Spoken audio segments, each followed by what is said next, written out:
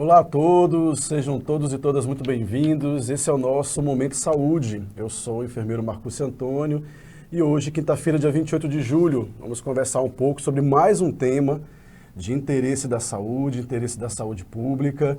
Para você que nos assiste, você que é residente, morador de comunidades tradicionais aqui da nossa região, seja nas áreas ribeirinhas, nas áreas quilombolas, nas áreas indígenas, que também chega o link do nosso programa, das nossas atividades envolvidas aqui no canal newsrondonia.com. Acesse as nossas redes sociais, acompanhe todo o conteúdo dos nossos sites pelo YouTube, pelo Instagram, pelo Facebook e também pelo Twitter, @newsrondonia.com.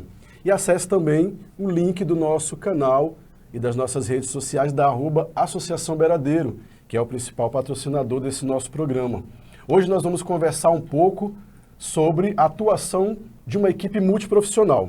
Vamos conhecer um pouco como é que é essa lógica de juntar várias categorias da saúde para desenvolver um trabalho voltado não só para a comunidade, para assistência de comunidades, inclusive comunidades tradicionais, mas também como que essa equipe desenvolve atividade de apoio a outras equipes de saúde. Vamos falar um pouco de matriciamento.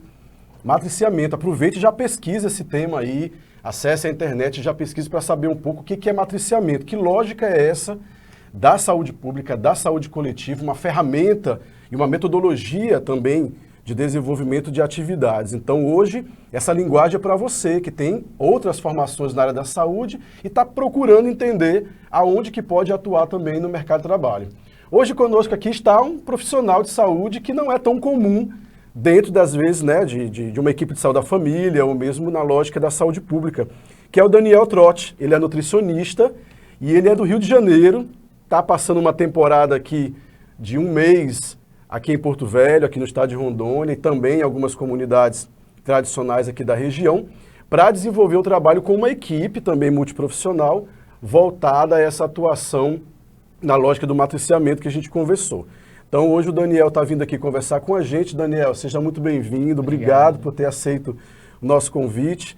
E fale um pouco de você, dê boas-vindas aí ao nosso público, fale um pouco da sua profissão, da sua caminhada e o que você veio fazer aqui com a sua equipe. Bom, boa noite a todos. Primeiro, obrigado pelo convite, Marcúcio, prazer estar aqui com você. A gente veio lá do Rio de Janeiro, né? Nós somos 5 profissionais, 5 multiprofissionais. Eu sou o Daniel, como o Marcúcio falou, sou nutricionista. A gente também está aqui com a Karine, que é enfermeira, temos a Georgia, assistente social, a Camila, psicóloga, e a Júlia, psicóloga também. Essa nossa visita aqui faz parte de um estágio eletivo, no qual a gente tem como programa dentro da nossa residência, e nesse estágio eletivo a gente fica um mês vivenciando, experienciando outros lugares, né? Então esse lugar pode ser, como a gente quis aqui, né? A comunidade indígena, pode ser as comunidades tradicionais, pode ser somente no Rio de Janeiro mesmo, em um outro lugar de saúde, mas a gente queria mais, a gente queria viver um pouquinho além do que a gente já tinha lá de conhecimento. Então a gente está aqui para conhecer mesmo, trocar um pouquinho de saberes e viver esse momento que está sendo muito prazeroso até hoje, né? Muito bom, isso faz parte então de um programa, que é um programa de formação especializada, que é o programa de residência. Então procurem também garimpar aí essa questão do que são as residências de saúde, as residências uniprofissionais, que são aquelas que são de uma categoria, e as multiprofissionais, que é da qual o Daniel faz parte. Daniel, escolheram Rondônia, estão aqui já, há 20, 21 dias, né? E há 28 dias, na verdade, e nesse modalidade vocês estão desenvolvendo várias atividades. Por onde vocês já passaram nesse percurso aí? O que vocês conseguiram deixar e captar também? A gente já passou bastante lugar, Marcos. A gente veio aqui, a gente já passou em Porto Velho por diversos locais da atenção primária, né? Então a gente foi em algumas UBS, né? Lá no Rio a gente chama de Clínica da Família, algumas unidades básicas de saúde, fomos até consultório na rua, a gente teve a oportunidade também de conhecer o complexo da maternidade ali, né? O CIMI. Fomos também até a Vila Denite, conhecer um pouquinho daquela lógica ali do posto que eles têm. Enfim, foram muitos lugares. Agora me falta lugar, a gente já está 28 dias aqui. E foram em área indígena também? Fomos em área indígena, comunidade ribeirinha também, a gente foi, estamos. E para a gente está sendo muito legal fazer essa mediação, né, do que é lá no Rio de Janeiro e do que é que a gente consegue ver as diferenças, isso para a gente está sendo muito enriquecedor enquanto profissional. Né? E aí, como você falou muito bem, a nossa residência ela é multiprofissional e ela gosta muito da lógica interprofissional, que é uma lógica um pouco diferente do multi, né? Então, como profissionais que nós somos, né, de várias categorias, a gente acaba conseguindo ter várias visões sobre o mesmo lugar. E isso contribui muito também para o apoio matricial, que você falou no início, né? Então, está sendo bem interessante essa nossa visita. E a questão da nutrição, né? Você é nutricionista e quando a gente pensa nessa área mais específica na saúde, o direcionamento do nosso raciocínio, da nossa mentalidade vai para essa questão da alimentação, da obesidade ou do excesso de emagrecimento. O que o nutricionista faz nesse contexto multiprofissional e principalmente nessa lógica da atenção primária? Qual é o diferencial para quem tem interesse em fazer nutrição, para quem é nutricionista que está nos ouvindo, o que é possível desenvolver nesse campo? Boa pergunta. A gente está inserido muito numa equipe chamada Equipe NASH, né, que é o Núcleo Ampliado de Saúde da Família e Atenção Básica. E geralmente o nutricionista lá tem um papel de vigilância, né, vigilância alimentar e nutricional, mas também um papel muito de um olhar mais generalizado, né? A formação do nutricionista é uma formação muito generalizada, né? Então a gente também trabalha muito com educação nutricional, né, com atendimentos também de certa forma, e até mesmo com apoio matricial para a equipe, né, de estratégia de saúde da família. Então, um olhar um pouco mais ampliado. Eu gosto muito de fazer as orientações em grupos, atividades coletivas, gosto muito de fazer educação nutricional, né? Gosto muito também de ter esse olhar um pouco mais para a vigilância, entendendo que hoje a gente participa muito desse lugar da segurança alimentar que vem crescendo bastante, até mesmo depois da pandemia, né? Ainda estamos um pouquinho na pandemia, mas foi um pouco depois, tem sido bem pior em relação a isso. Então, a gente hoje vive uma sindemia global, e isso contribui negativamente para algumas questões, né? Que a gente observa muito enquanto atenção primária, que acaba sendo porta aberta, então a gente vê muitas coisas. E acaba atuando também nessa linha de dar apoio, não só para a equipe, mas também do desenvolvimento de um cuidado integral, de uma visão para aquele hipertenso, aquele diabético, aquele indivíduo que tem algum tipo de, ou agravo de saúde física, mas também até emocional. É possível vocês colaborarem de uma forma também junto com a equipe, né? Nessa lógica mais multiprofissional. Isso aí, nas lógicas das linhas de cuidado mesmo. Né? A gente lá no Rio de Janeiro tem muito uma questão de saúde mental atrelada à alimentação, né? Que é uma questão bem importante. Aqui a gente consegue ver também uma questão muito sobre paladar, né? A gente até ficou brincando aqui com isso, porque vocês tomam um açúcar muito doce, a gente até ficou questionando. Achou interessante essa diferença. E isso contribui também para hipertensão, diabetes e outras coisinhas mais, né? Mas todas as doenças crônicas são multifatoriais. Mas sim, está sendo bem legal a gente viver, a gente conseguiu até conhecer um pouco do NASF daqui, conhecer a atuação deles também. Então está sendo bem interessante a gente olhar um pouquinho diferente, né? De Rondônia para o Rio de Janeiro. Está sendo diferente. E aí, você falou dessa questão da alimentação e dessas questões emocionais, né? As pessoas que estão nos ouvindo, nos assistindo em casa, estão se auto-percebendo numa linha também de utilizar da alimentação para lidar com algumas questões de ansiedade, de estresse. Isso acaba sendo um impacto também para gerar essa questão dos distúrbios alimentares. Ou seja, as questões emocionais levam a distúrbios alimentares. Você percebeu isso aqui? No Rio de Janeiro isso é uma realidade? A pandemia tem trazido isso? Na tua opinião de profissional, como é que isso se desenvolve nos dias de hoje? Olha, eu acho que a gente tem relação de comportamentos inadequados, né, com algumas lógicas de aparecimento dessas questões que você falou, de transtornos alimentares, em modo geral. Mas eu também acho, e isso da vivência empírica, né, do serviço lá, de estar trabalhando, que é muito pouco falado, é muito pouco dito. E isso tem uma interferência muito grande de rede social, de mídias e tudo mais, que impacta diretamente para o consumo de alimentos industrializados. Né, assim, então isso para mim tem sido uma prática muito mais de observar o quanto que a comida está sendo mais um status, né, social do que de fato algo para nutrir, né? Porque comer tem vários significados, né? Comer pode ser um comer afetivo, pode ser um comer só por comer com fome, pode ser uma fome emocional também. Religioso até. Pode ser uma forma religiosa, pode ser vários momentos do consumo. E aí quando a gente fala muito sobre essas questões de comportamentos inadequados, a gente tem várias vertentes, né? Então o comportamento inadequado ele pode ser por diversos fatores. Pode ser por uma questão de saúde mental, estou ansioso, vou comer um pouco mais, ou vou comer um pouco menos, né? Estou com uma questão mais depressiva, mais triste, então talvez eu nem consuma nada. Então a alimentação está atrelada a diversos lugares, diversas linhas de cuidado. E que é muito interessante de observar. Aqui em Rondônia, Não deu muito para a gente conseguir fazer um mapeamento maior, observar muito, porque a gente, por pouco tempo, né, a gente acabou fragmentando um pouquinho mais essa lógica do olhar. Mas o que deu muito para perceber na comunidade indígena é cada vez mais esse aumento de ultraprocessados, que a gente chama, né, que são os alimentos industrializados. Que é uma realidade quase nacional, né? Isso aí, isso acho que vem muito junto com a Transamazônica também, né, com esse movimento de globalização para os povos indígenas. Então, a gente até achou curioso a gente tomar suco em pó lá, né, e tendo tanto aquele de frutas. Na aldeia indígena, na aldeia. então, também se consome processados e o suco em pó é uma realidade. Isso aí. Então, assim, eles comem o que é de Humaitá, né, que a gente ficou ali numa aldeia próxima. Então, eles trazem a comida de lá. Chega fácil, né? Tem isso estrada. aí, de certa forma. Então, é isso. Eu acho que tem muito uma questão do que é a comida em relação a eles. É óbvio que tem muito ainda dessa cultura, né, da alimentação deles, da farinha, inclusive, maravilhosa. Natura, alguns produtos. Isso aí. Né?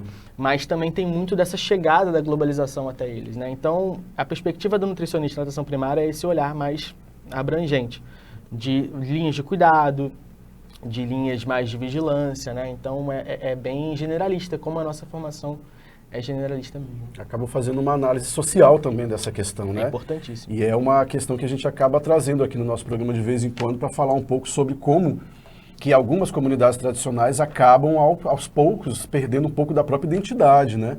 No que diz respeito à questão estrutural, organizacional, né? Da proteção do seu próprio espaço. Vocês devem ter percebido isso, né? Onde o acesso pode não ser tão facilitado, né, a questão da geografia, mas acaba chegando. Então, assim, é algo que a gente percebe muito nas comunidades tradicionais. Daniel, me fala um pouco também com relação a essa questão de um festejo que vocês participaram, vivenciaram uma realidade na comunidade. Que comunidade foi essa? Que momento foi esse? Fala um pouco dessa vivência de vocês, para quem está nos ouvindo também tiver interesse, conhecer aí, procurar talvez os mesmos caminhos para chegar e identificar uma realidade dessa. Como é que foi essa experiência? Cara, foi incrível. A gente teve a oportunidade, né, de participar de um festejo Tenharim, né? O nome desse festejo, nessa festa cultural, é Mbotawa. E lá eles fazem 3 dias de festa, né? E nesses 3 dias eles dançam, eles têm o hábito de comer o que é vindo, né, do território. Então, eles têm, o prato principal é a anta.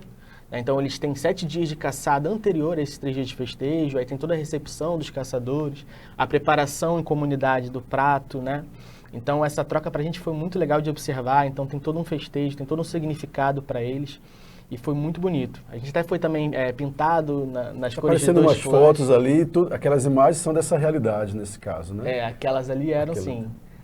Aí são de algumas vivências Isso. que vocês participaram, né? Isso aí foi E lá no ali tem Cine. algumas dessa comunidade indígena também. Isso mesmo. Aí também foi no consultório da rua, Aqui de Porto Velho. aqui de Porto Velho, né? Ok.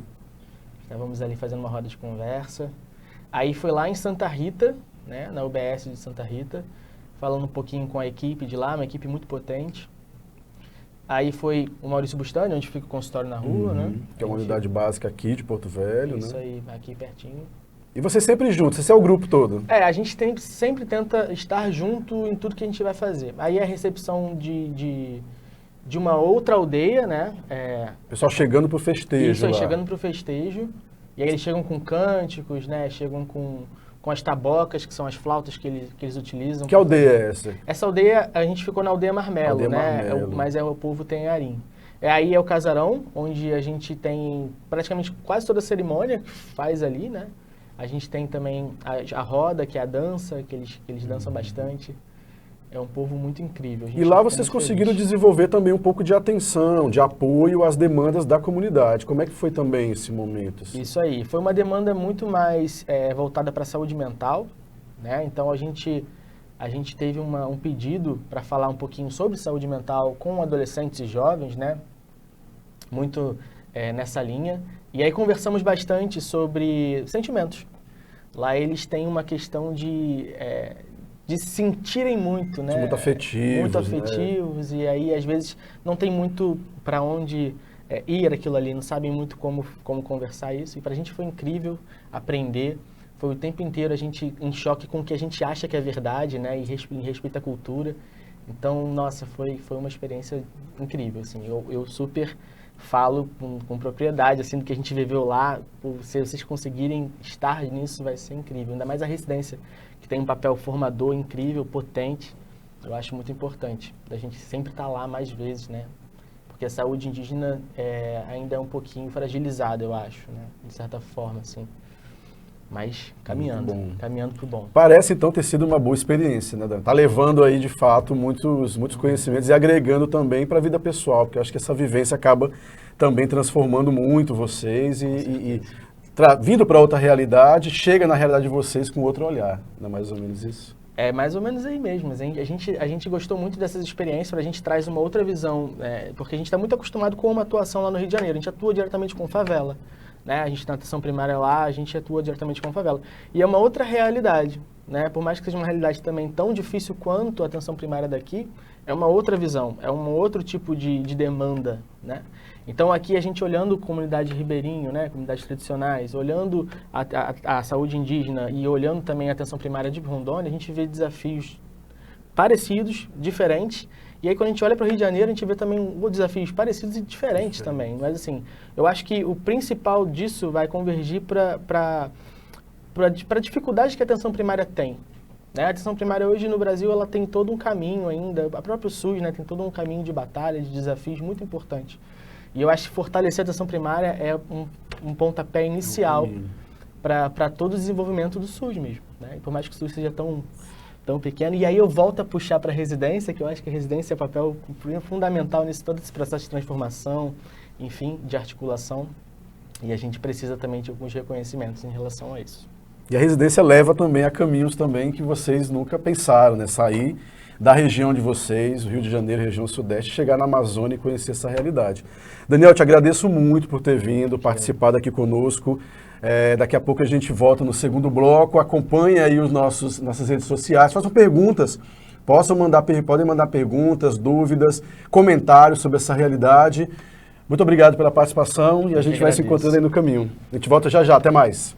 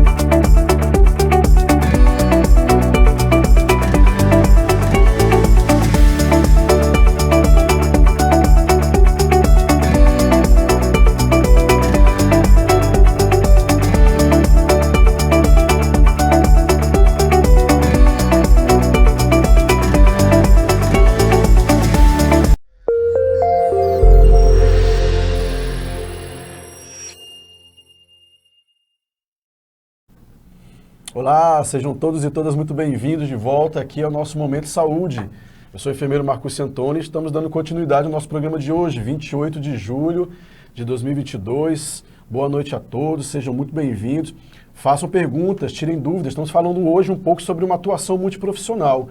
Costumeiramente, trazemos aqui profissionais da área da saúde, de forma isolada, para falar um pouco do seu trabalho, das suas ações. E hoje a gente está entendendo um pouco como é que é essa atuação em conjunto, né? Como é que é uma equipe multiprofissional desenvolver um trabalho, né, de apoio às equipes de saúde da família, falando de atenção primária, de saúde coletiva, de território. E agora quem está com a gente aqui é a Georgia Jantono, vai conversar um pouco com a gente. Ela também é do Rio de Janeiro, assim como o Daniel, que falou com a gente agora há pouco, e vai falar um pouco. Ela é assistente social, vai se apresentar. Seja bem-vindo, Georgia, muito obrigado. Fale um pouco de você, da sua profissão, como é que é essa realidade no Rio de Janeiro, dê as boas-vindas, fique à vontade. Boa noite a todos. Marcos, obrigada pela oportunidade de estar aqui.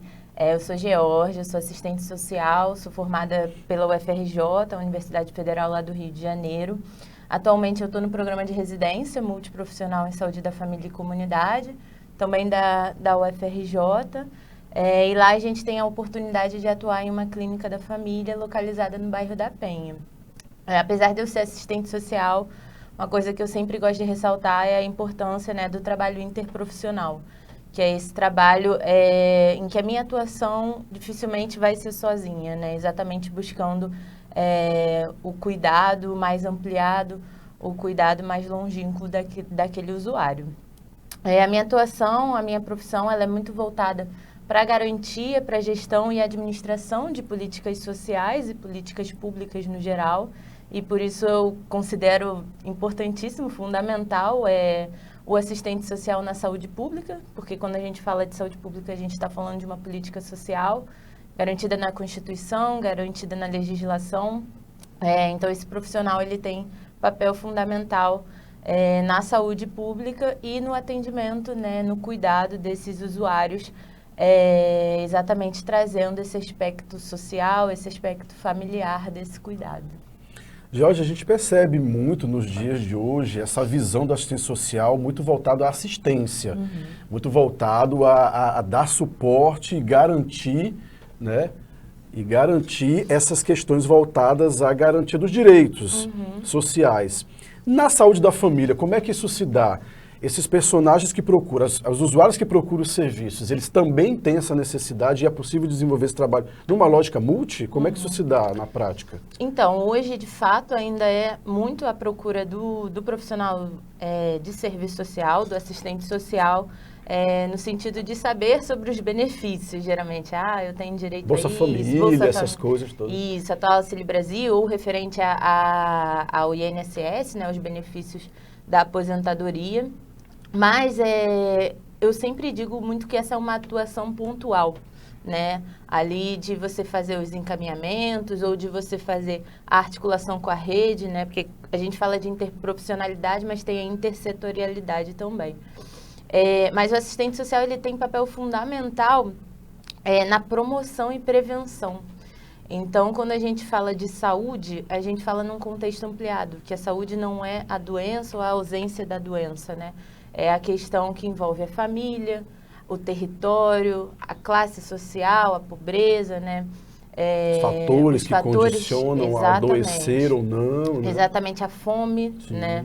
As violências. Então, o assistente social ele tem papel fundamental nessa atuação também. Então, eu costumo sempre dizer que a gente é muito importante nesse trabalho a longo prazo, né? Algo que não vai ser ali naquele momento, no encaminhamento, mas sim trabalhando junto ao território, na melhoria, na garantia, nas potencialidades daquele território ou nas fragilidades, nesse sentido. Sim. A tua fala me remete também a essa questão de como que as questões sociais devem ser trabalhadas para os personagens de uma equipe. A gente citou matriciamento no começo do programa com o Daniel, e agora eu queria que você falasse um pouco, como é que se dá essa linha do matriciamento na prática? O que é matriciar? De onde vem isso? E como que é desenvolvido, pensando também nessa lógica social, mas multiprofissional e interdisciplinar? O que é matriciamento na saúde da família, por exemplo? Então, o matriciamento ele tem duas dimensões, né? O técnico pedagógico e o clínico assistencial. Então, o trabalho do matriciamento vai ser sempre voltado para um ou para outro, junto às equipes de saúde da família. Então, por exemplo, nós, enquanto residentes multiprofissionais, estamos lá no Rio de Janeiro vinculados a uma equipe NASF, como o Daniel falou, Núcleo Ampliado de Saúde da Família e Atenção Básica. Então, toda a nossa atuação é uma atuação voltada a essa capacitação, esse apoio mesmo, né, às equipes de saúde da família, que são médicos, enfermeiros, técnicos de enfermagem, auxiliares, ACS, né, agentes comunitários de saúde. E a gente também tem um lado clínico assistencial, que é esse olhar mais voltado para o usuário também, né, esse atendimento ao usuário, seja atendimento grupal, seja interconsulta, né, ou próprios atendimentos individuais, e as ações no território. Então, tudo isso engloba o matriciamento, né? Às vezes a gente pensa que o matriciamento é uma coisa ou é outra, mas na verdade são diversos pontos, diversas atuações que a gente pode ter, e essas atuações elas são observadas junto às equipes de saúde da família, junto às discussões de caso. Por exemplo, lá na clínica, toda quarta-feira à tarde é o período reservado para as reuniões de equipe. Então, a gente, enquanto NASF, se organiza para estar nessas reuniões de equipe, fazer essas discussões de caso e pensar junto à equipe o cuidado daquele usuário, né? Não é uma lógica do encaminhamento, do tipo, precisa de uma consulta com um assistente social, de um atendimento com assistente social, ou com um nutricionista, ou com um psicólogo. Não. A gente vai discutir aquele caso antes com a equipe e pensar o projeto terapêutico, né, daquele usuário. Pode fazer de forma conjunta. Exatamente. E aí, a partir disso, a gente faz o matriciamento, né, discute o caso e vê também os melhores encaminhamentos. A gente também gosta muito da educação permanente. É uma realidade mais complicada hoje lá no Rio de Janeiro por conta do fluxo de atendimentos. Então, é mais difícil a gente conseguir parar para realizar isso, mas a gente enxerga como uma potencialidade também. Interessante. Inevitável perguntar para você, Jorge, uma questão meio que comparativa social. Vocês vêm de uma realidade que é o Rio de Janeiro, que o que nós aqui da região norte da Amazonas assistimos tem várias questões voltadas principalmente àquilo que é noticiado, àquilo que chega através da TV e das redes sociais, com o que vocês vivenciaram aqui.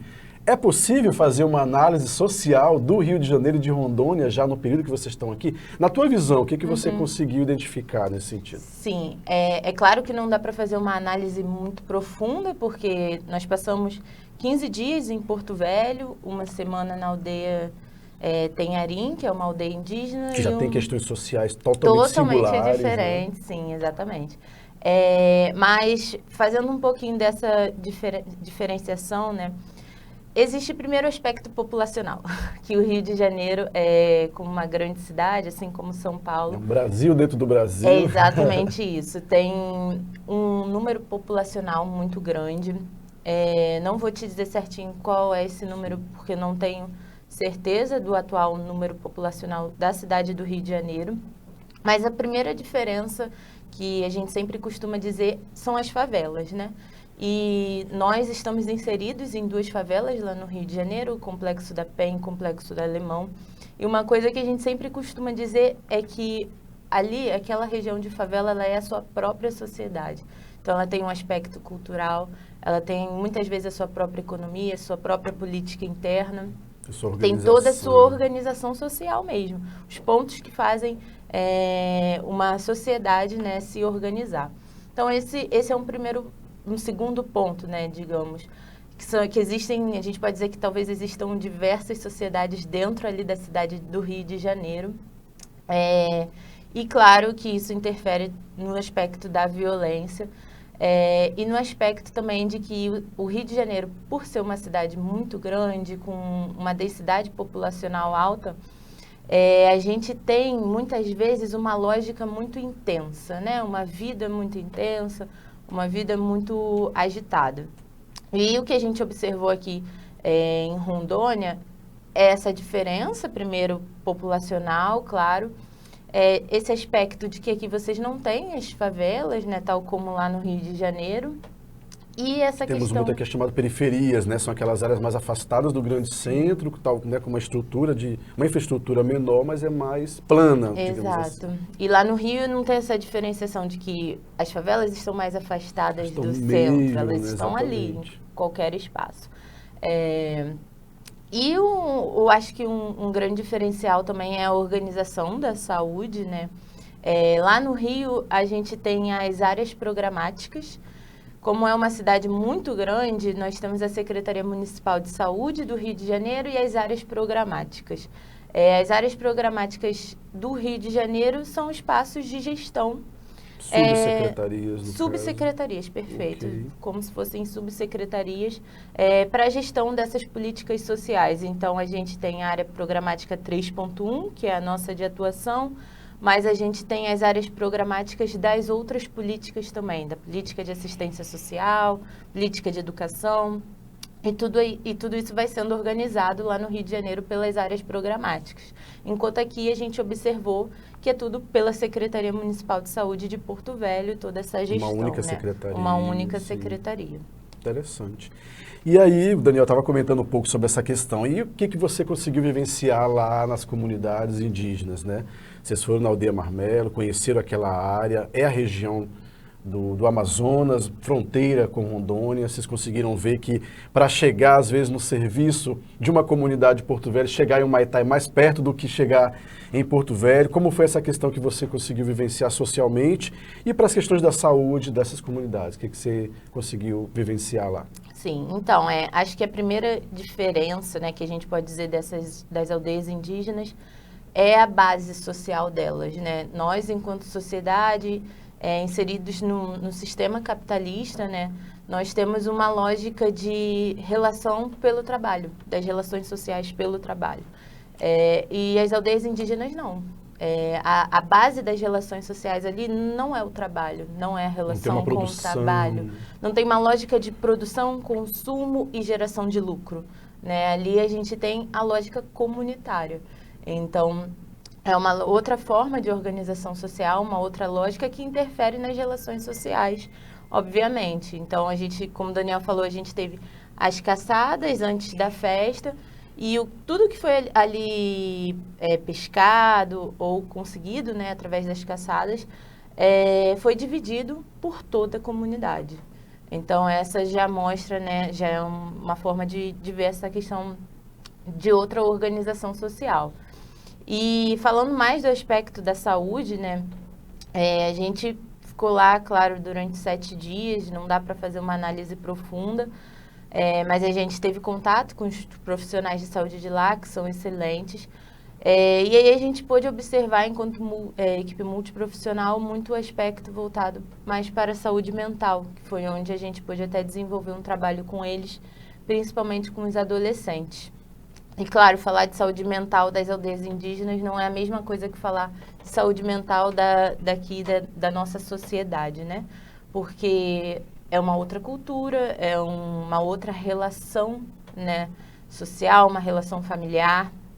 Então, a gente observou muito que, enquanto aldeia, né, enquanto aspecto cultural da aldeia Tenharim, existe muito uma questão voltada ao luto, voltada a lidar com a perda, a sentir muito, a ter uma tristeza, né, mais intensificada, talvez a longo prazo.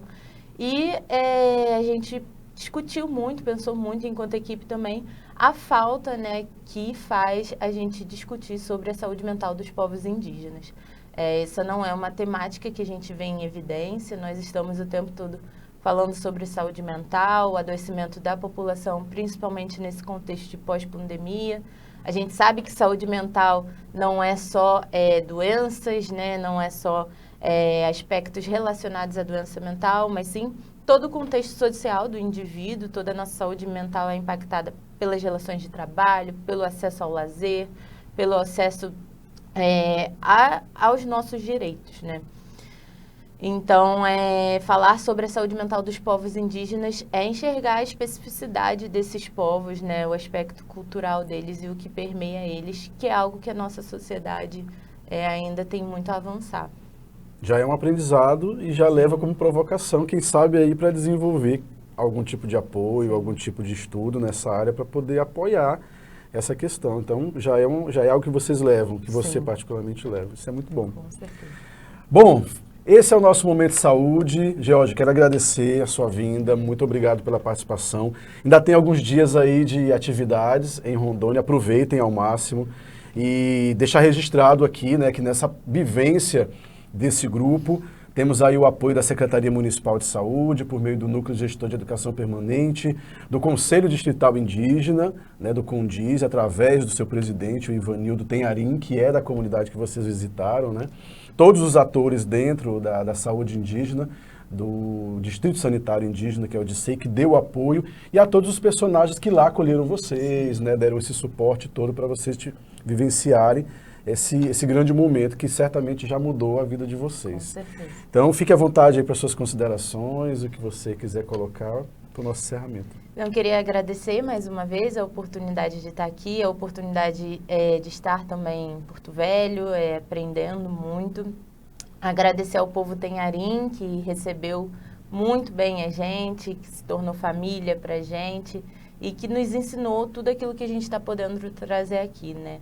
Porque nós, enquanto sociedade não indígena, a gente só pode aprender de fato com eles, né? É isso. Saúde pública, saúde da família, matriciamento, nutrição, assistência social, povos tradicionais, é tudo isso que a gente fala aqui. Esse é o intuito do nosso programa Momento Saúde. Acompanhem os nossos canais nas redes sociais, newsrondonia.com e também no Associação Beradeiro, @Associação Beradeiro. Acompanhem, façam perguntas e tragam também sugestões para próximas pautas. Muito obrigado por ter estado conosco e a gente se encontra na próxima quinta-feira, se Deus quiser. Até mais.